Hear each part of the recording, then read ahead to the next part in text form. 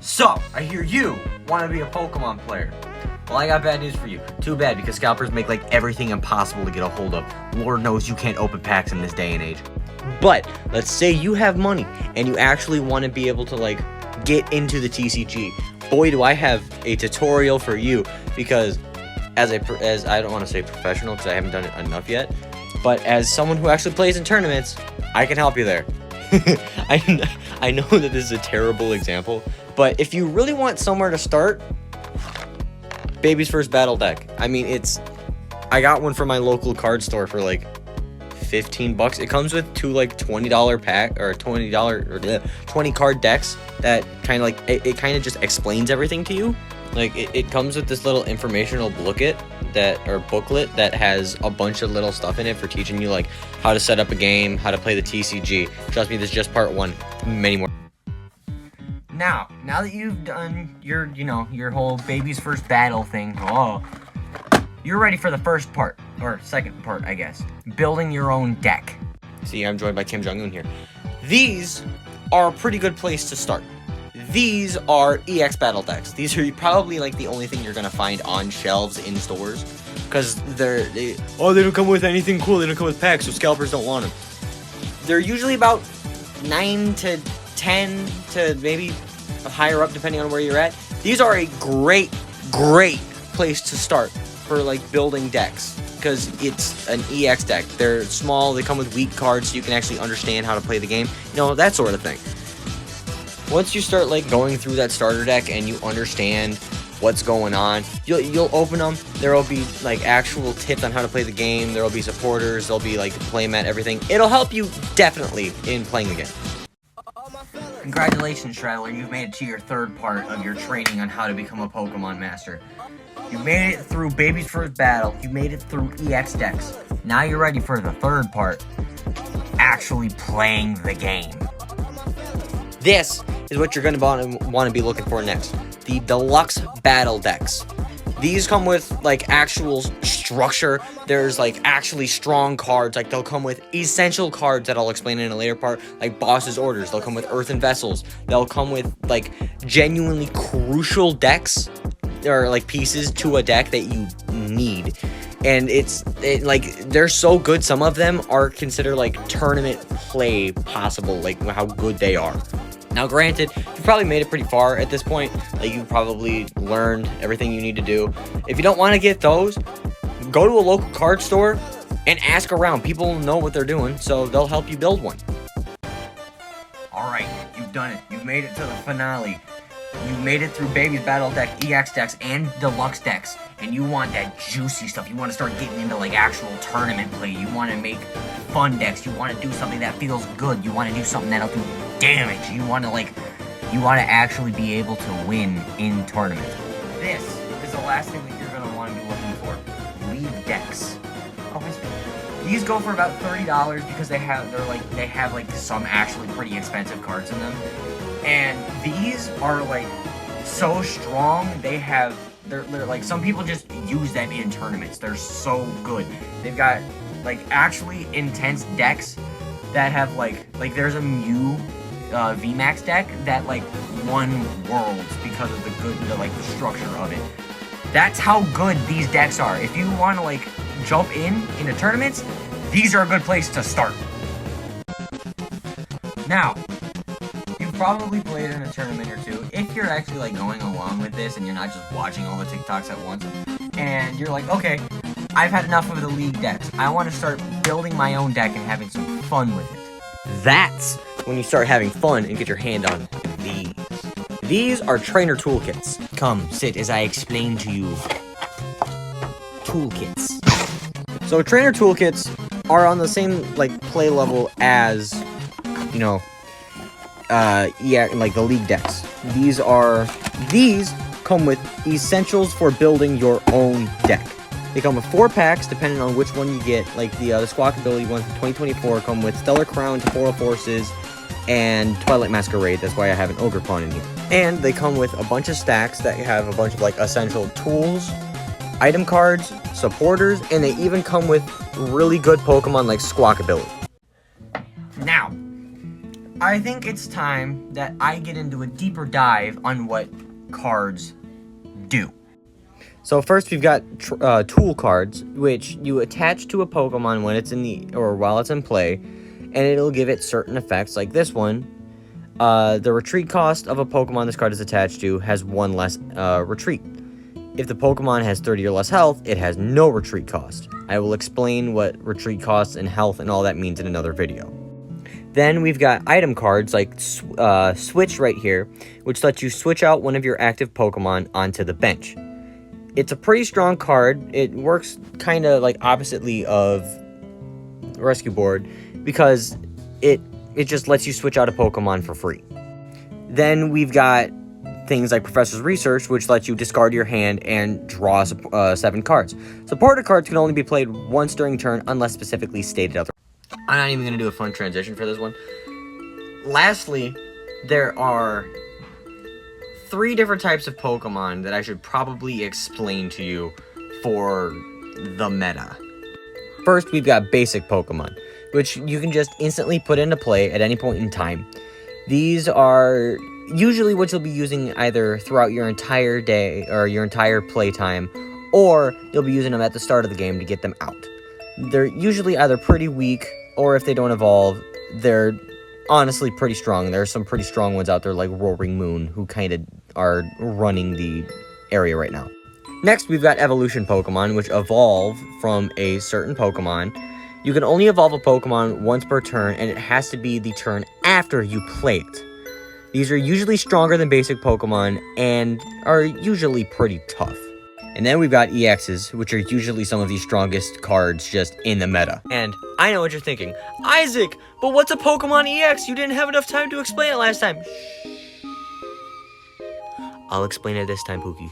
So Pokemon EXs, like right here, I have Ogerpon EX, are usually some of the strongest things you will ever run into, and sometimes some of the most difficult things that you'll run into. They're so strong, in fact, that they have a rule compared to other Pokemon, where when you knock one out, your opponent takes 2 prizes instead of 1. Now, what are prize cards? That'll be for a later date. You worry about that later. Now I'm going to explain to you how to actually play the game, the actual format, how it's done, what you need, what you do. Here, I've got my handy-dandy playmat, which is what 90% of the people you're going to play against are using. And here, I've got my handy-dandy deck.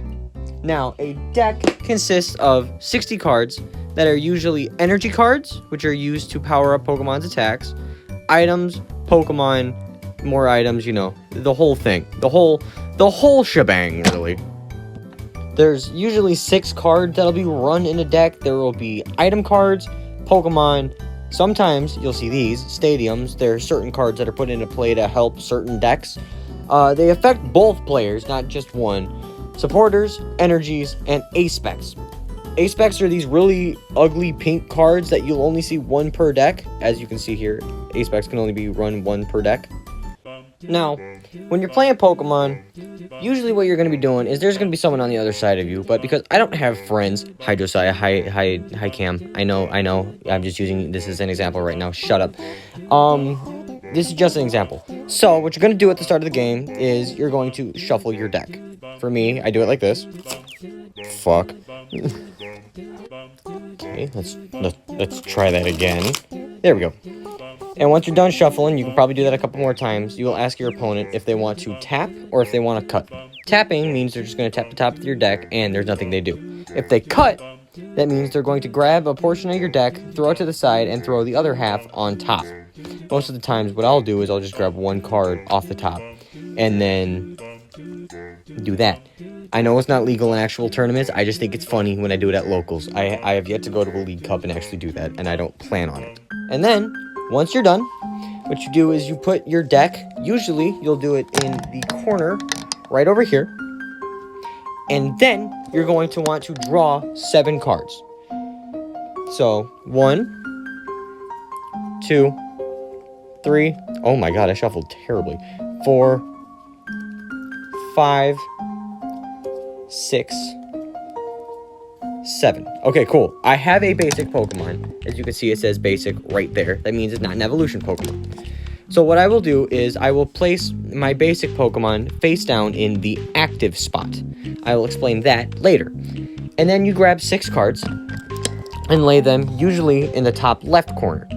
These are your 6 prize cards. When you knock out one of your opponent's Pokemon, you take either 1 or 2, depending on if it has an EX rule box. This is just a regular, so if it got knocked out, it would only give 1 prize card. Now, I did this a little bit out of order, but now your opponent, or you, will ask your opponent heads or tails. You will flip a coin, or usually it'll be a dice, but because I like my Pyro Pup coin, I'm going to flip this, and they'll say heads or tails, and you'll flip. Now, if you won the coin flip, you'll say if you want to go first or second, and if you lose, your opponent will choose if they go first and second. Usually, depending on whether they're playing a setup deck, like I'm running more of a setup deck, they'll want to go first, and if they're running just something that can start doing damage off rip, they'll want to go second so they can attack during their first turn. During your first turn, if you go first, you cannot attack and you cannot play supporters, which is usually a detriment to setup decks, or to like aggressive decks, so they want to go second so they can just do damage off rip and get as set up as possible. Now, you flip over your Pokemon. You usually give your opponent a fist bump because Josiah is a jerk, though he makes me shake his hand, and then you start playing. No matter what, at the start of your first turn, or at the start of your turn, you draw a card off the top of your deck. Oh my god! You know what? Whatever. And so, usually how your turn will go is you will play items. Items can be played as many times as you want per turn, unless it says you can only play 1 blank per turn. You can only play 1 supporter per turn, as it says right here. And then you'll usually want to, if I search through my deck here, you can't legally just go, I'm going to search through my deck for an energy card. That's not legal. And you can only attach 1 energy per turn from your hand. There will be cards that'll say, oh, you can attach cards to your Pokemon. And then, if it's not your first turn, if you went first, you'll want to attack your opponent's active Pokemon. So, attacks do damage to your health points. So syrup fluid would do 20 damage, which would knock me down from 40 to 20. Now, most people carry around these dies right here that are called damage counter die. And they'll put it onto their Pokemon. And once you've attacked for the turn, it's done. You can't do anything else, and the turn passes to your opponent. And eventually, the game goes on, time goes through. I can't really show you guys because I don't have a friend with me right now. But usually how games end is either you end up with no Pokemon in the active because you can't swap anything out of your bench, so you lose, or you take all your prize cards and you win. That's how a Pokemon game ends. And that, ladies and gentlemen, is pretty much the basics of how to play the Pokemon TCG. I know I probably didn't do the best of explaining it because I have ADHD and I'm not the best teacher. Trust me, I have trained so many people at work and it has not gone over well. But if you really want better explanations, usually most starter decks will come with booklets that'll say how to play the game. And honestly, the best way to learn, just go to a card shop, sit down with people, and they'll teach you. That's what I did at my first tournament. The guys were all really chill, and they all understood. The Pokemon the Pokemon fan base is usually pretty chill, unless they're a scalper, then they want only money. But this is a really good community to be in, and I recommend it a lot. So, from me to you, good luck on your journey to becoming a Pokemon master.